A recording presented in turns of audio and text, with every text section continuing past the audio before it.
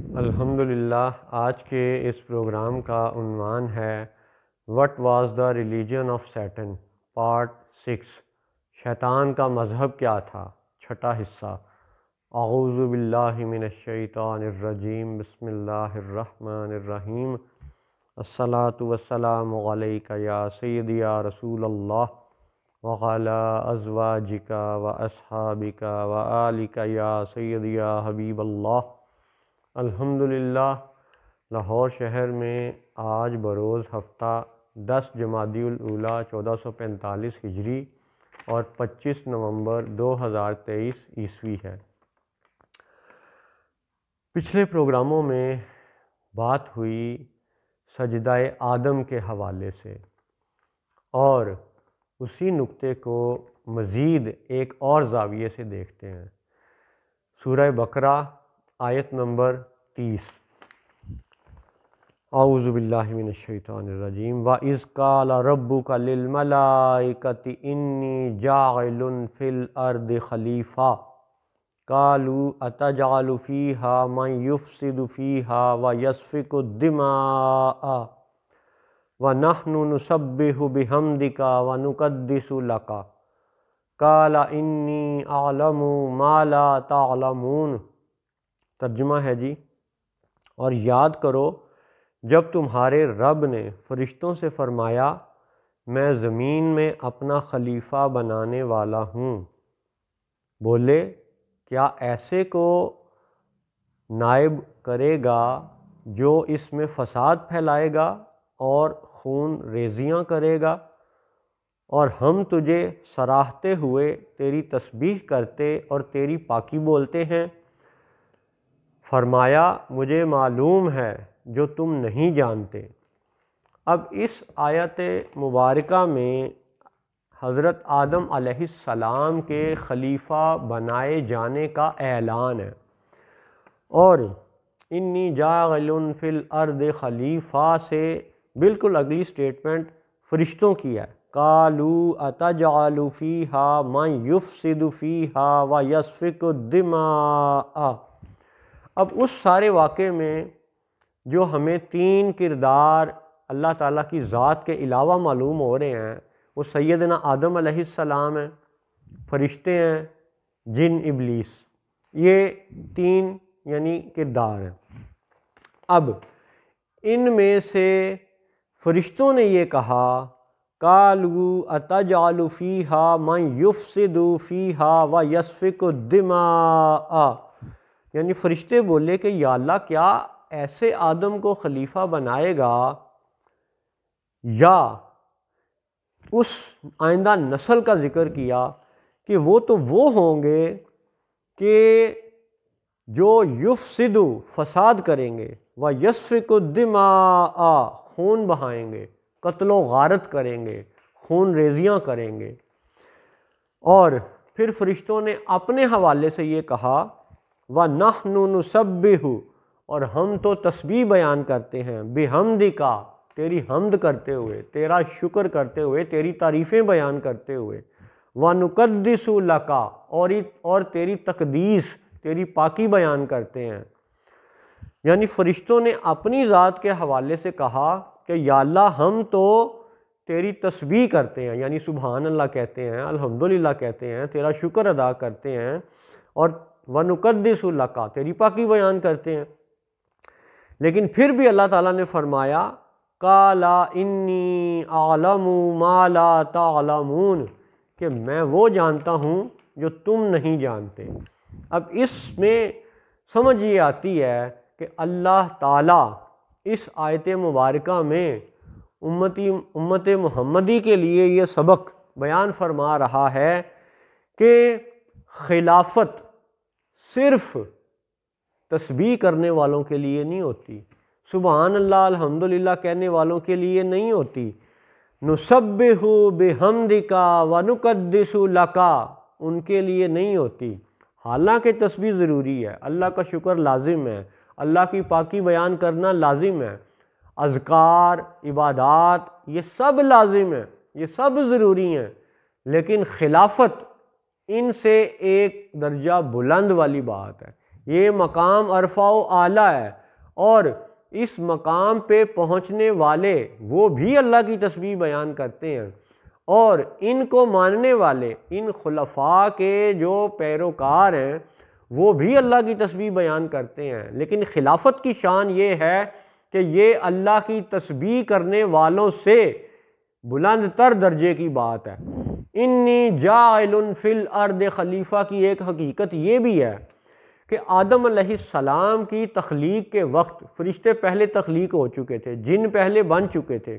وہ اللہ کی تسبیح کر رہے تھے، وہ اللہ کو سجدے کر رہے تھے، عبادات و اذکار سے واقف تھے۔ اور دلچسپ بات یہ ہے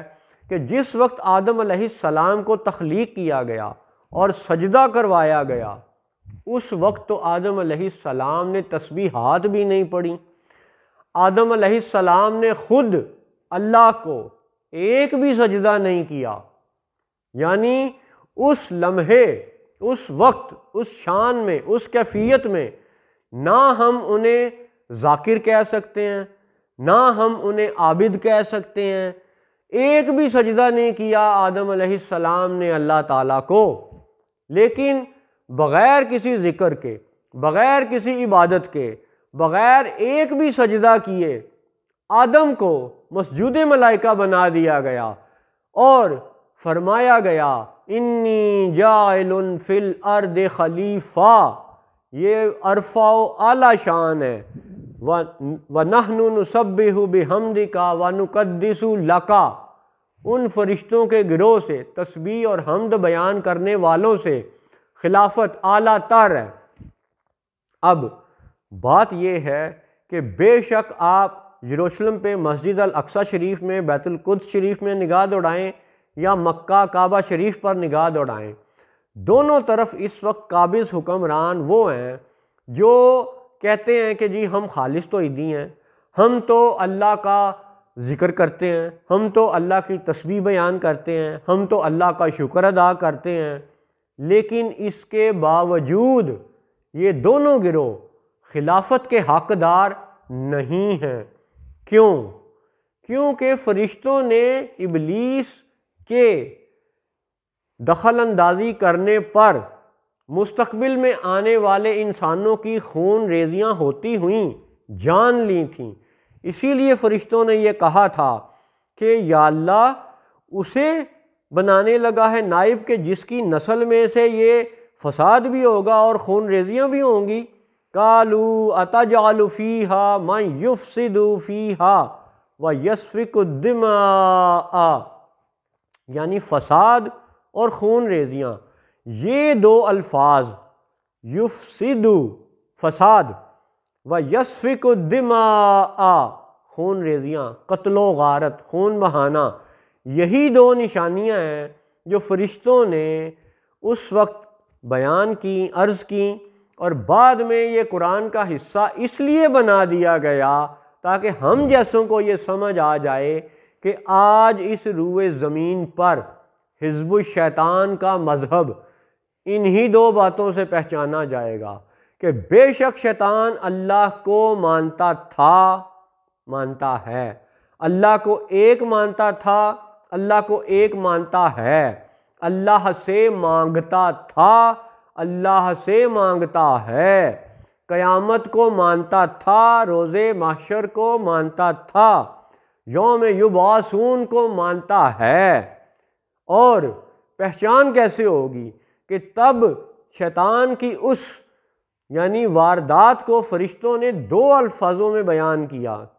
دو کمال پہچان نشانیاں ہمیں بتا دی گئیں، اور وہی نشانیاں آج بھی حزب الشیطان کو پہچاننے کے لیے کافی ہیں کہ ایک وہ فساد مچائیں گے اور خون ریزیاں کریں گے۔ اب خون ریزیوں میں تو ایک ہی تصور ابھرتا ہے کہ جی مارا، قتل کیا، یہ آسان ہے ایک بات، لیکن فساد کے اندر تو اتنے پہلو چھپے ہوئے ہیں، اتنے پہلو چھپے ہوئے ہیں کہ جس کو آپ یوں سمجھ لیں کہ فوریکس ڈالر کی پیرٹی کا فساد، ایک ڈالر کے بدلے میں اگر 287 روپے ہیں تو یہ بھی فساد، یہ سب سے بڑا فساد، بینکوں کا سود فساد، جوا، ناچ گانا، بے حیائی، شراب، زنا، جوا، سٹاک مارکیٹ کی سٹے بازی، یہ سب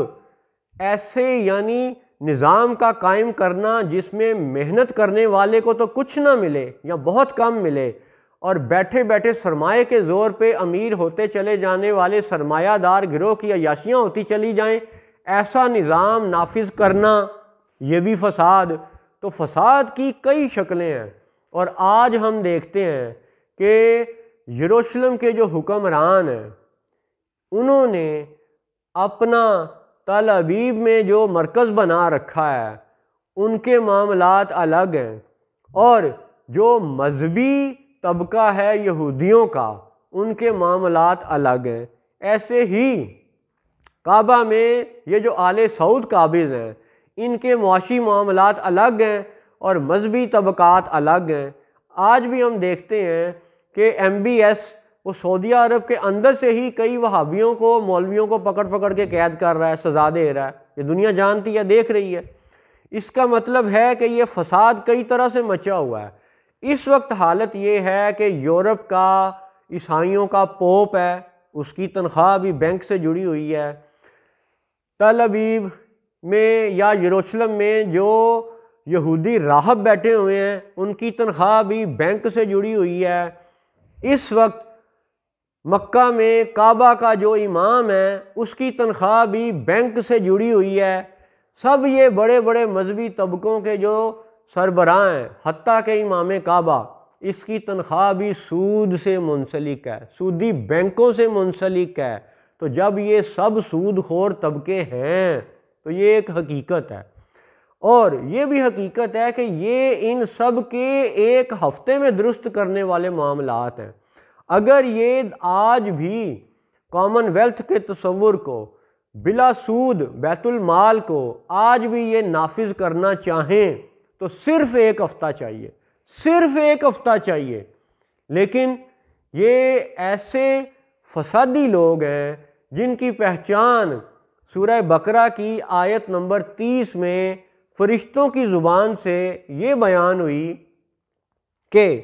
یفسدو، فساد کریں گے، وَيُسْفِكُ الدِّمَاءَ، قتل و غارت کریں گے۔ آج بھی آپ دنیا بھر میں دیکھ لیں کہ جو یروشلم والے ہیں اور جو ان کے حمایتی حکمران ہیں اور جو مکہ والے ہیں، کوئی یمن پہ حملہ آور ہے، کوئی شام پہ حملہ آور ہے، کوئی عراق پہ حملہ آور ہے، کوئی فلسطینیوں پہ حملہ آور ہے، یہ سب اس وقت سود جیسے، فارکس پیرٹی کے دجل جیسے فساد میں بھی مبتلا ہیں، حرام خوری میں بھی مبتلا ہیں، اور قتل و غارت میں بھی مبتلا ہیں، اور ایک دوسرے کے یہ ساتھی بنے ہوئے ہیں۔ اور یہی پہچان ہے، یہی شیطان کا مذہب ہے کہ فساد مچائے گا اور قتل و غارت کرے گا۔ لہٰذا آج ہم ان سب کو حزب الشیطان ہی کہہ سکتے ہیں، اور یہی دعا کر سکتے ہیں کہ یا اللہ یا انہیں ہدایت دے دے یا ان ظالموں کو غرق کر دے۔ دوسری بات کہ اگر یہ ساری باتیں سخت ہیں تو کیا یہ حقیر نے اپنی طرف سے عرض کی ہیں؟ نہیں، وہ سنی جو ترکی حکمرانوں کے وسوسے میں مبتلا ہیں، وہ شیعہ جو ایران کے وسوسے میں مبتلا ہیں، وہ وہابی جو سعودیہ کے وسوسے میں مبتلا ہیں، آج وہ دیکھ لیں کہ کیا ہم ان حکمرانوں کا کلمہ پڑھنے کے پابند ہیں یا ہم محمد الرسول اللہ صلی اللہ علیہ وسلم کے نام کا کلمہ پڑھنے کے پابند ہیں۔ دین ہم نے ان حکمرانوں کا قبول نہیں کیا، دین ہم نے محمد الرسول اللہ کا قبول کیا ہے، اور یہ جناب محمد الرسول اللہ صلی اللہ علیہ وسلم کی زبان مبارک سے نکلے ہوئے الفاظ ہیں جو قرآن ہے، اور انہی میں یہ فرمایا گیا کہ تسبیح اور تقدیس بیان کرنے والوں سے خلیفہ کی شان بلند ہوتی ہے۔ السلام علیکم ورحمۃ اللہ وبرکاتہ۔